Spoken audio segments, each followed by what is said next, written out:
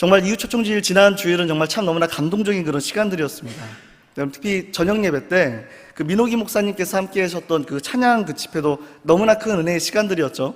근데 그 시간에 특별히 제 마음 가운데 남았던 하나의 어떤 그 이야기가 있었습니다. 그 중에 전 개인적으로 그 민호기 목사님이 보여주셨던 그 한 장의 사진이 아직도 좀 제 마음 가운데 좀 남아있는 것 같습니다. 그분은 우리에게 이렇게 물어보셨죠. 사진을 한 장 보여주시면서 이게 무엇으로 보이시나요? 라고 이렇게 저에게 물어보셨습니다. 처음에는 그저 여러 색들이 그냥 모여있는 것처럼 그렇게 보였습니다. 하지만 자세히 보니까 그 사진이 꼭 예수님의 얼굴 같다라고 아마 그곳에 있는 모든 분들은 다 동일하게 느끼셨을 겁니다. 그때 목사님이 조용히 그 장면들을 바라보시다가 말씀을 하셨죠. 여러분, 이건 제가 사역하면서 찍은 그런 수백 장의 사진들을 모아 만든 예수님의 얼굴입니다. 전 그게 제 인생의 꿈입니다. 언젠가 제 인생의 모든 조각들을 한꺼번에 모아보면 그 안에 오직 예수 그리스도의 그 얼굴만 남게 되는 삶, 그 삶을 저는 살고 싶습니다. 여러분, 그 이야기를 목사님께서 말씀을 나누실 때 그 듣는 그 순간에 정말 제 가슴이 아주 세차게 뛰었습니다. 그래, 이게 바로 우리가 부름받은 인생이지 않을까? 여러분, 우리의 인생도 정말 그렇게 되어야 하지 않을까요? 수많은 조각처럼 흩어져 있는 그런 삶의 장면들이 결국 하나로 모였을 때 그 안에서 드러나는 얼굴은 나 자신의 얼굴이 아니라 예수 그리스도의 그 얼굴이 되는 것입니다. 여러분, 그것이 바로 복음의 여정이고 증인의 인생이 아닐까 생각해보는 그런 시간들이었습니다. 오늘 우리가 함께 살펴본 말씀은요, 바울이 고린도 교회에 보낸 편지 중에서 가장 아름다운 구절 중에 하나라고 저는 개인적으로 그렇게 생각을 합니다. 여기에는 우리가 어떤 존재이며 하나님께서 우리를 어떻게 사용하시는지에 대한 깊은 그런 통찰의 내용이 담겨 있기 때문에 그렇습니다. 바울은 고린도후서 4장 6절 말씀에 이렇게 고백을 합니다. 우리가 함께 읽겠습니다. 시작. 어두운 데에 빛이 빛이라 하시던 그 하나님께서 예수 그리스도의 얼굴에 있는 하나님의 영광을 나는 빛을 우리 마음에 비추셨느니라. 아멘. 여러분, 이 구절을 깊이 이해를 하려면 당시 바울에 처한 그 상황을 우리가 좀 이해를 해야만 합니다. 고린도 교회에는 바울을 비난하는 그런 사람들이 있었습니다. 바울은 말도 서툴고 외모도 볼품없고 사도라기엔 너무나 약해 보인다. 여러분, 그들은 더 화려하고 더 능력이 있어 보이는 그런 사역자를 원했던 것 같습니다. 그들의 눈에는 바울은 너무나 초라한 그런 질그릇처럼 보였던 것이죠. 여러분, 생각해보면 우리도 좀 그렇지 않을까 싶습니다. 우리는 종종 겉으로 드러나는 것으로 사람들을 평가를 합니다. 말을 얼마나 잘하는지, 외모가 얼마나 훌륭한지, 카리스마는 또 얼마나 있는지. 여러분, 그러나 바울은요, 자신을 변호하지 않습니다. 대신에 창세기 1장으로 돌아갑니다. 그리고 말을 전하죠. 빛이 있으라 하신 그 하나님께서 지금 우리 안에서도 동일하게 일을 하신다라고 그렇게 이야기하기를 시작을 하십니다. 여러분, 이것은 단순한 비유가 아닙니다. 천지를 창조하신 그 능력으로 지금도 우리의 어두운 마음에 빛을 창조하고 계신다라는 그런 고백을 지금 바울이 고백하고 있는 것입니다. 여러분, 창세기 1장을 기억을 하시나요? 땅이 혼돈하고 공허하며 흑암이 깊음 위에 있고, 여러분, 그 어둠 속에서 하나님께서 말씀을 하셨습니다. 빛이 있으라. 여러분, 그러자 어떻게 되었죠? 빛이 생기게 됩니다. 말씀 한마디로 무에서 유를 창조하신 그 놀라운 능력. 여러분, 그런데요, 더 놀라운 사실은요, 그 창조의 능력이 지금도 우리 안에서 동일하게 역사하고 계신다라는 사실입니다. 여러분, 믿으십니까? 이 놀라운 진리를 들으셨는데 아멘 이렇게 작으십니까? 다시 한번 이야기하겠습니다. 여러분, 그런데 놀라운 것은요, 그 창조의 능력이 지금도 우리 안에서 동일하게 역사하고 계신다라는 사실입니다. 여러분, 믿으십니까? 아멘. 하나님께서 빛을 창조하신 그 창세기의 그 순간처럼 여러분, 오늘도 그분은요, 우리의 어두운 마음에 빛을 비추십니다. 그리고 그 빛이 들어올 때요, 우리는 더 이상 예전의 사람이 아니게 됩니다. 왜냐하면 그 빛은 단순한 위로의 빛이 아니라 예수 그리스도의 그 얼굴에 있는 그런 하나님의 영광의 빛이기 때문에 그렇습니다. 바울은 여기에서 매우 중요한 것을 말을 하고 있습니다. 하나님께서 우리에게 비추신 빛은 그저 추상적인 어떤 것이 아니라 예수 그리스도의 얼굴이라는 것입니다. 우리가 받은 복음은요, 단순한 개념이 아니라 한 분 예수 그리스도라는 그런 인격입니다. 교리가 아니라 관계이고요, 철학이 아니고 생명임을 여러분, 이 사실을 꼭 기억하시기를 바랍니다. 그리고 바울은 이렇게 덧붙입니다. 고린도서 4장 7절 말씀을 우리가 함께 읽겠습니다. 우리가 이 보배를 질 그릇에 가졌으니 이는 심히 큰 능력은 하나님께 있고 우리에게 있지 아니함을 알게 하려 함이라. 아멘. 하나님께서 담으신 그 보배는요, 예수 그리스도의 복음이고 그 보배를 담은 그릇은 바로 우리의 인생이라는 사실을 바울은 이야기를 하고 있습니다. 성도 여러분, 질그릇은 어떤 그릇인지 아십니까? 당시에 고린도 같은 그런 항구 도시에는요, 금그릇, 은그릇, 청동그릇을 파는 그런 상인들이 굉장히 넘쳐나는 그런 지역이었습니다. 부유한 사람들은 반짝이는 금그릇에 보물을 담았습니다. 귀한 향유를 담을 때도 있었고요, 보석을 보관할 때에도 아주 화려한 그런 그릇을 사용을 했습니다. 그런데 그런 그릇들을 햇빛에 반짝이면 사람들이 눈깃을 끌고 사람들을 모이게 하죠. 손님이 오면 주인은 자랑스럽게 그런 그릇들을 내어놓습니다. 이 그릇은 애굽에서 가지고 왔습니다. 이 그릇은 로마에서 가지고 왔습니다. 여러분, 그릇 자체가 재산이었고요, 신분을 상징하는 그런 것이었습니다. 여러분, 그런데 바울은요, 왜 하필 질그릇이더라고 이렇게 표현을 했을까요? 여러분, 질그릇은 아무리 닦아도 빛나지가 않습니다. 쉽게 깨지고요, 금이 가고요, 세월이 지나면 색이 바래지게 됩니다. 그저 불에 구워낸 그런 흙덩이에 불과할 뿐이었습니다. 그런데 여러분, 이 질그릇은요, 너무나 저렴했기 때문에 누구나 가질 수 있었고요, 깨어지더라도 쉽게 내어버릴 수 있을 그런 그릇이었습니다. 그냥 귀한 그릇이 아니었던 거죠. 그런데 바울이 이 비유를 선택한 이유가 바로 여기에 있다는 것입니다. 하나님께서는요, 화려한 그릇이 아니라 평범하고 연약한 그 그릇 속에 당신의 보배를 담으신다는 것입니다. 여러분, 이것이 세상이 이해 못하는 그런 은혜의 이야기임을 기억하시기를 바랍니다. 세상 사람들은 다들 자기 그릇을 자랑하며 삽니다. 조금이라도 더 크고 더 반짝이고 남들보다 더 단단해 보이는 그런 그릇이 되려고 다 애를 쓰고 삽니다. 학벌, 경력, 외모, 재산, 우리도 모르게 그런 경쟁에 휩쓸리고 살아가게 되죠. 아침마다 거울을 보며 우리는 생각을 합니다. 조금만 더 나아지면, 조금만 더 성공하면, 조금만 더 인정받으면.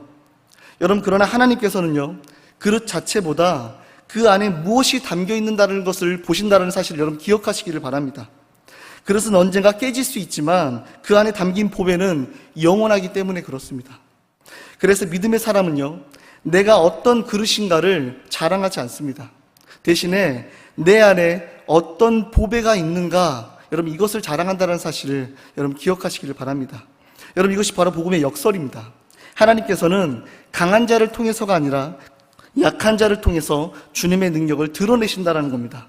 완벽한 자가 아니라 깨어진 자를 통해서 하나님의 은혜를 나타내신다는 사실입니다. 저도 제 인생을 돌아보면요, 참 여러 번 금이 갔었던 것 같습니다. 겉으로 보여지기에는 좀 괜찮아 보이는데 속으로는 무너지고 흔들리고 이 길이 정말 맞나? 그렇게 싶었던 순간들이 너무나 많았습니다. 인생을 열심히 살았지만 때로는 그 열심이 무너지는 순간도 있었습니다. 잘하고 싶었는데 자꾸 실패를 하고요, 누군가를 사랑하고 싶은데 자꾸 상처만 남고요, 열매를 맺고 싶은데 오히려 메말라가는 그런 마음. 예배를 드리고 기도도 하고 말씀도 읽고 섬기지만 때로는 내 안에 무엇인가 부족하다라는 그런 생각이 정말 들 때가 너무나 있었습니다. 여러분, 그럴 때면 정말 제 인생이 질그릇처럼 느껴졌습니다. 깨지고 흠이 많고 도저히 자랑할 게 없는 그런 존재. 하나님, 왜 저는 이렇게 약한 겁니까? 왜 저는 다른 사람들처럼 그렇게 믿음이 강하지 못한 걸까요? 그런데 시간이 지나고 보니까 여러분 깨닫게 되었습니다. 하나님께서는 제 인생이 완벽한 그릇이 되기를 바라신 게 아니었다라는 사실입니다. 오히려 깨어진 자리에서, 그리고 그 틈 사이로 예수님의 빛이 흘러나오기를 주님은 원하셨다라는 사실입니다. 여러분, 생각해보면 그릇이 온전할 때는요, 안에 무엇이 담겨 있는지를 도통 알 수가 없습니다. 단단하고 완벽한 그릇은 그 안에 내용물을 감추고 있기 때문에 그렇습니다. 근데 하지만 그릇이 깨어지면 어떻게 되죠? 깨어지고 틈이 생기면 여러분 그 안에 내용물이 새어나오게 됩니다. 빛이 담겨 있으면 빛이 새어나오게 되는 거고요, 향유가 담겨 있으면 그 향기가 밖으로 흘러나오게 되는 것입니다. 여러분, 밤에 등불을 한번 생각해 보시기를 바랍니다. 등잔이 완전히 막혀 있으면요, 빛은 결코 새어나올 수가 없습니다. 작은 구멍이 있어야, 그곳에 틈이 있어야 그 빛이 밖으로 나와서 어둠을 밝히게 되는 것입니다. 우리의 그 깨어진 자리가 바로 그 틈이라는 사실을 여러분 기억하시기를 바랍니다. 어쩌면 여러분도 지금 그런 시기를 지나고 계실지도 모릅니다. 정말 열심히 살았는데 왜 결과는 이렇게 흐릿할까? 기도했는데 왜 응답이 늦을까? 사랑했는데 왜 상처만 받을까? 하나님께서는 정말 나를 사용하고 계실까? 여러분, 그런 생각이 들 때마다 우리는 낙심을 하게 됩니다. 나는 이제 쓸모없는 사람인가 봐. 나는 그저 깨진 질그릇인가 봐. 하지만 여러분, 하나님께서는 그 모든 깨어진 조각들 속에서도 여전히 일하고 계신다는 사실을 여러분 기억하시기를 바랍니다. 우리의 깨어진 그런 순간들이 결코 헛되지 않은 이유가 바로 여기에 있습니다. 인생을 살아가다 보면 우리가 기대한 모양과는 전혀 다른 길로 흘러갈 때가 너무나 많습니다. 이렇게만 하면 잘 될 거야. 이만큼 헌신했으면 하나님께서도 기뻐하실 거야. 이 정도면 아마 열매가 보일 거야. 그렇게 믿고 걸었는데 막상 펼쳐지는 길은요, 우리가 예상한 길이 아닐 때가 너무나 많다는 겁니다. 그런데 여러분, 나중에 돌아보고 나면 그 시간이 바로 하나님께서 가장 깊이 일하셨던 그런 시간이라는 걸 우리는 깨달을 수가 있습니다. 그때 하나님께서는 우리의 손에서 이를 빼앗아 가셨던 것이 아니라 우리의 인생의 그릇 안에 주님의 형상을 빚고 계셨다라는 그런 사실입니다. 여러분, 다윗도 그랬습니다. 사무엘 선지자에게 기름 부음을 받았지만 곧바로 왕이 되지는 못했습니다. 대신 사울 왕에게 쫓기면서 광야를 또 돌아다닙니다. 블레셋에게도 도망다니고요, 동굴에 숨고 때로는 자기 백성에게조차 배신을 당하는 일이 생깁니다. 여러분, 그 광야의 시간이 얼마나 외로웠을까요? 하나님, 제가 왕이 될 거라고 저에게 말씀하지 않으셨습니까? 그런데 왜 저는 지금 이 어두운 동굴에 숨어 있어야만 하는 것일까요? 하지만 하나님께서는 그 광야에서 다윗의 마음을 빚으셨습니다. 시편의 가장 아름다운 찬양들이 바로 그 광야에서 나왔다는 사실을 여러분 기억하시기를 바랍니다. 여러분, 그래서 다윗이 마침내 왕이 되었을 때 그는 교만한 왕이 아니라 하나님의 마음을 아는 그런 왕이 될 수 있었습니다. 백성을 억압하는 그런 왕이 아니라 백성을 섬기는 목자 같은 왕이 될 수 있었다라는 사실입니다. 성도 여러분, 하나님께서는요, 우리의 인생을 결코 낭비하지 않으십니다. 우리의 아픔도, 우리의 실패도, 우리의 눈물도 그 어느 것도 헛되게 다루지를 않으십니다. 하나님께서는 그 모든 시간의 조각들을 붙잡고 계시고요, 그 안에서 예수 그리스도의 형상을 빚고 계신다는 사실을 여러분 믿으시기를 바랍니다. 지금 여러분이 걷고 있는 그 광야의 길, 그 어두운 골목길, 그 좁은 통로가 여러분 결코 헛된 길이 아닙니다. 하나님께서 바로 그 길 위에서 여러분을 준비시키시고 계십니다. 그분은 여전히 우리를 다듬고 계십니다. 지금은 비록 질그릇처럼 그렇게 보일지도 몰라도 그 안에서는 이미 하늘의 법에 예수 그리스도가 담겨 있다는 사실을 여러분 믿으시기를 바랍니다. 바울은 말합니다. 고린도 후서 4장 6절 말씀을 우리가 다시 한번 읽도록 하겠습니다. 제가 읽겠습니다. 우리가 이 보배를 질그릇에 가졌으니 이는 심히 큰 능력은 하나님께 있고 우리에게 있지 아니함이라. 아멘. 여러분, 여기서 핵심은 단 하나입니다. 바로 그분이 담으셨다라는 사실입니다.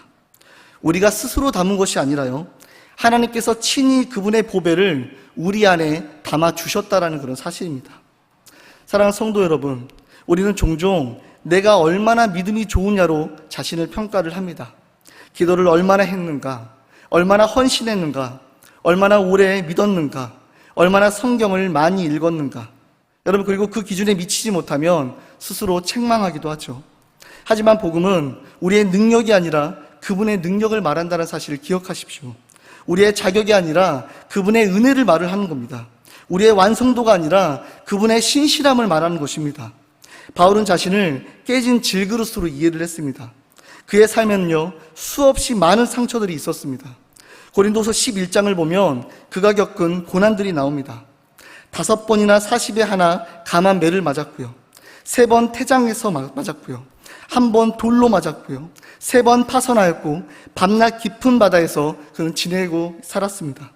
여행의 위험, 강의 위험, 강도의 위험, 동족의 위험, 이방인의 위험, 도시의 위험, 광야의 위험, 바다의 위험, 거짓 형제들의 그런 위험을 그는 겪으면서 살아왔습니다. 또 수고하고 애쓰고 여러 번 자지 못하였고 줄이고 목마르고 여러 번 먹지 못하였고 춥고 헐벗었습니다. 여러분, 이것이 사도의 삶입니까? 여러분, 이것이 하나님의 종의 인생입니까? 세상 사람들이 보기에는요, 실패의 인생이었고 불쌍한 인생이었을 것입니다. 하지만 그 모든 약함의 순간마다 하나님께서는 그를 통해 예수님의 빛을 비추셨다라는 사실입니다. 그래서 그는 이렇게 고백을 합니다. 고린도후서 4장 8절부터 9절 말씀을 우리가 함께 읽도록 하겠습니다. 시작. 우리가 사방으로 우겨쌈을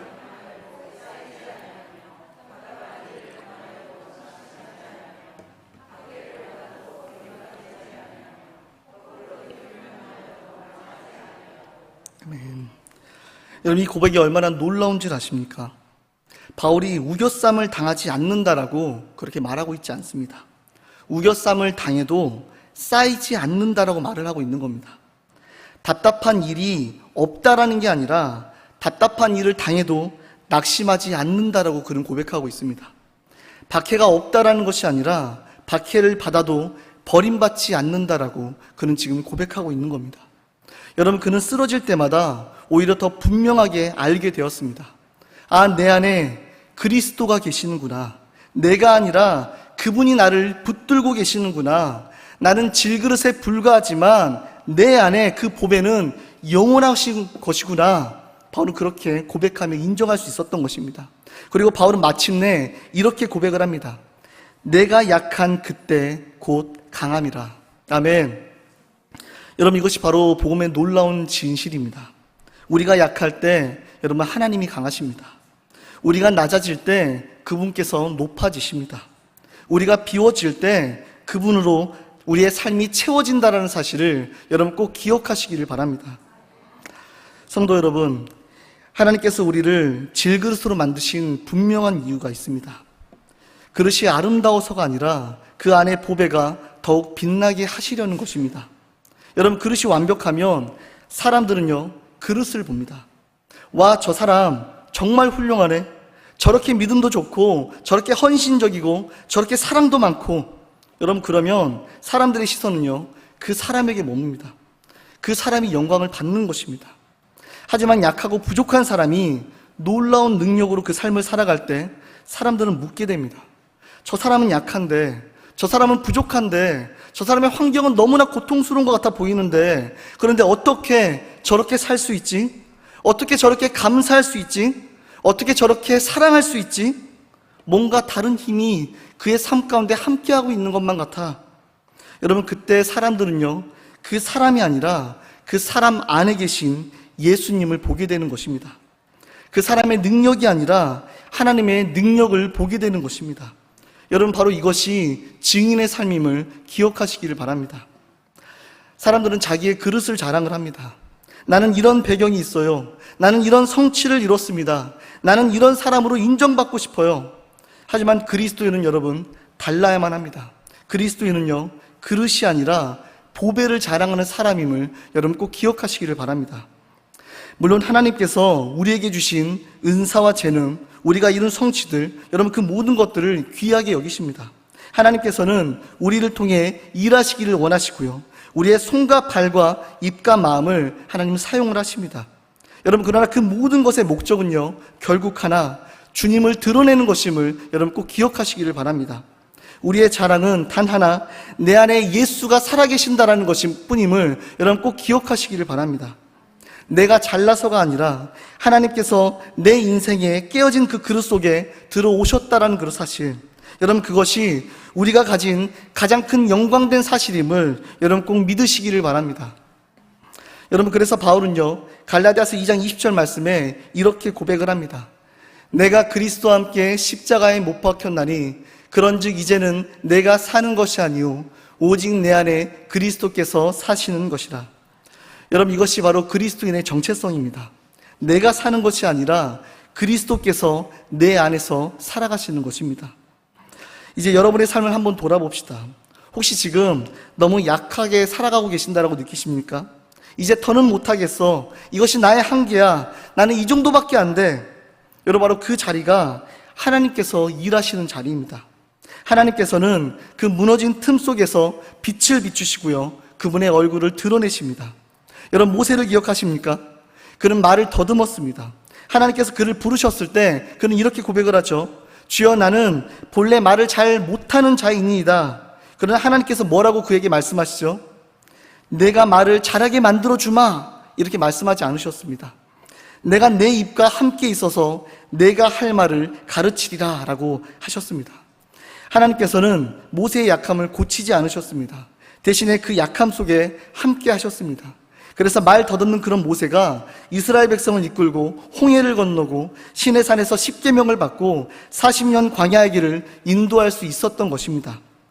여러분, 기도원도 그랬죠. 천사가 그에게 나타나서 큰 용사여 라고 그렇게 불렀을 때 여러분, 그는 대답했습니다. 나는 므낫세 중에 극히 작은 자요, 나는 내 아버지 집에서 가장 작은 자니이다. 여러분, 그러나 하나님께서 뭐라고 말씀하시죠? 내가 너와 함께 하리니. 하나님께서는 여러분 항상 이런 방식으로 일을 하십니다. 우리의 강함을 의지하지 말고 우리의 약함 속에서 그분을 의지하라고 우리에게 말씀을 하십니다. 우리의 완벽함이 아니라 그분의 완전하심을 신뢰하라고 우리에게 말씀하신다라는 사실입니다. 우리가 넘어질 때조차 그분은 그 넘어짐을 통해서 예수를 증거하게 하십니다. 우리가 실패할 때조차 그분은 그 실패를 통해서 은혜의 얼굴을 나타내십니다. 우리가 부족함을 느낄 때조차 그분은 그 부족함을 통해서 당신의 충만함을 드러내신다는 사실을 여러분 꼭 기억하시기를 바랍니다. 하나님의 마음이 바로 이것입니다. 우리의 그릇이 얼마나 훌륭한가를 보시는 것이 아니라 그 안에 하나님께서 친히 넣으신 그 보배가 빛나는 것을 여러분 기뻐하신다는 사실을 여러분 꼭 믿으시기를 바랍니다. 우리가 자격이 있어서가 아니라 하나님께서 우리를 사랑하셔서 그분의 보배를 맡기신 것입니다. 사랑하는 성도 여러분, 하나님께서는 여러분을 통해 여전히 일을 하고 계십니다. 여러분의 인생이 깨어질 질그릇처럼 보여도 여러분 괜찮습니다. 여러분, 그 안에는 이미 하늘의 보배 예수 그리스도가 담겨있기 때문에 그렇습니다. 그분께서 여러분 안에 계신다면 여러분 그것으로 충분하다는 사실을 여러분 꼭 믿으시기를 바랍니다. 이제 말씀을 정리하도록 하겠습니다. 결국 우리의 인생이 다 지나고 나서 우리가 하나님 앞에 섰을 때 주님은 우리의 그릇이 얼마나 반짝였는지를 결코 묻지 않으실 것입니다. 오직 너의 안에 어떤 보배를 담고 살았는가, 이 한 가지만을 우리에게 물어보실 것입니다. 여러분, 그날에 우리 인생의 사진들을 한 장 한 장 모아보면요, 그 모든 조각들 속에서 드러나는 얼굴은 오직 한 분 예수 그리스도가 되시기를 예수님의 이름으로 축복합니다. 민호기 목사님께서 보여주신 그 사진처럼요, 우리의 인생의 수많은 순간들, 그 기쁨과 슬픔, 성공과 실패, 웃음과 눈물, 여러분 그 모든 조각들이 모여서 하나님의 얼굴을 이룬다라면 여러분 그것이 바로 예수님의 얼굴이기를 정말 예수님의 이름으로 축복합니다. 사랑하는 성도 여러분, 우리는 질그릇입니다. 여러분 그것을 결코 부끄러워하지 마시기를 바랍니다. 왜냐하면 그 안에 하늘의 보화가 담겨있기 때문입니다. 여러분, 우리는 약합니다. 여러분 그것을 두려워하지 마시기를 바랍니다. 왜냐하면 우리와 함께 하시는 그분이 강하시기 때문입니다. 여러분, 우리는 부족합니다. 그러나 결코 낙심하지 마시기를 바랍니다. 왜냐하면 그분께서 우리의 삶에서 충만하시기 때문에 그렇습니다. 우리는 깨어져 있습니다. 여러분 그것을 숨기지 마십시오. 왜냐하면 그 틈 사이로 예수님의 빛이 흘러나오기 때문에 그렇습니다. 오늘 이 자리에 함께하는 한 분 한 분이요, 질그릇이지만 그 안에 하늘의 보배를 담은 자로 살아가시기를, 약하지만 그 약함 속에서 하나님의 능력이 온전히 나타나는 삶을 살아가시기를, 깨어진 틈 사이로 예수 그리스도의 빛과 향기가 세상을 밝히는 삶을 살아가시기를, 여러분의 인생의 모든 조각들이 모여 오직 예수님의 얼굴만 드러내는 그런 아름다운 인생이 되시기를 다시 한번 예수님의 이름으로 축복합니다.